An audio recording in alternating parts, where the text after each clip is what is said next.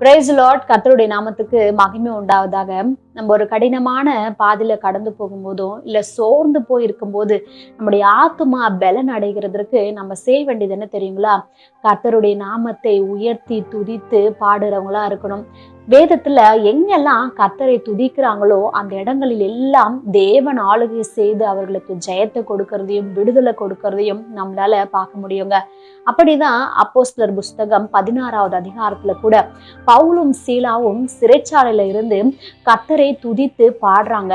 அப்போ சிறைச்சாலையோடைய அஸ்திபாரங்கள் அசையும்படியாக பூமி அதிர்ந்து சிறைச்சாலை கதவுகள்லாம் திறக்கப்படுது, எல்லா கட்டுகளும் அவிழ்க்கப்படுது. இந்த இடத்துல பவுலும் சீலாவுடைய கட்டுகள் மாத்திரமில்ல, அங்க இருக்கிற எல்லாருடைய கட்டுகளும் அவிழ்க்கப்பட்டது அப்படின்னு சொல்லிட்டு நம்மளால பார்க்க முடியுங்க.